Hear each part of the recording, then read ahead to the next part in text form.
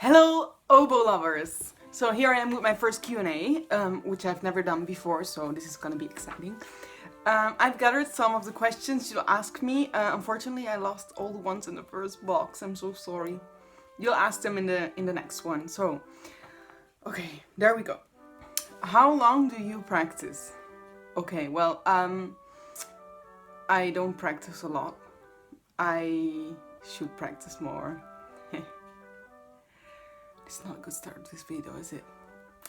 Anyway, personally, I'm an advocate for quality over quantity. So when I do practice, let's say, to use some numbers, when I was like doing a lot of auditions, I would maybe practice like 3 or 4 hours every day. And when I'm not doing a lot, I try to practice like half an hour every day, at least to just play a little, to like keep the muscles in shape. But whenever I practice, I really like specifically work on something. I don't just play things through just for the sake of it. Well, sometimes I do, but then it's also very specific. It could be muscle training, or it could be like just to see the overall performance. I could be recording myself, listening back, trying to make it better, to be my own audience. Anyway, so that's about practicing. Now, where did you learn to make and adjust reeds? So, I learned to make reeds from not my, well, my first teacher started, but I didn't really learn it. I was kind of young. But when I was about 17, I went to the conservatory and I learned to make my reeds, which was a completely different style from the one I started in. So that was a lot of adjustment. And I learned to make reeds, and I was independent. I played on my own reeds. My teacher didn't give me reeds anymore. But then 2 years later, I moved to Italy and I learned a completely different style, and I had to learn it all over again. And that was kind of hard, and it gave me, how to say, it was hard because, well, I will tell you about this another time, but basically these were the two most distant styles of making reeds in existence on the earth. I think it was even more distant than American scrape to European scrape. It was really something weird. But yeah, my teacher taught me how to learn reeds are now, how to make reeds, sorry, and how to adjust them. And I think that this is the only way to really learn it. You have to have someone there showing you. You can't just watch videos. How old are you? Well, I am... How old am I? Yeah, I'm 26. Okay, yeah, I'm 26, still 26. What do you think of the Martinu concert? Do you like it? I love the Martinu concert. I love it. I played it on my bachelor exam. I also played it once on a soloist audition, and unfortunately I became 6th, and the first 5 people were allowed to play their piece with orchestra, so that sucked. Really wanted to play it. When did I start playing the oboe? Well, and I start playing the oboe when I was 8. Well, this is a story for another time, since you haven't asked me why I chose the oboe. But yeah, that's also a very interesting story. Okay, what brand oboe do you play on? Well, I have it right here. This is my baby. I'm a Yamaha girl. Before this, I had several other oboes. By the way, it's a custom duet. I always forget what it exactly is. Before that, I had a Marigot 901, which was a very nice oboe, but it somehow became lower than it was supposed to be.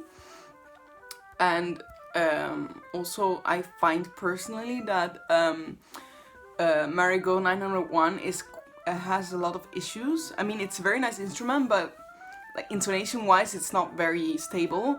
And the Yamaha gives you more like equalness over all the range, and that's great for a student. I was a student when I took this. I think I have it 4 years now. Anyway, so that's my oboe. I also have my English horn here, by the way. There she is. This is Lorena. Very original. And I bought her, I think, 1.5 years ago. 1 year ago. I'm very happy with it.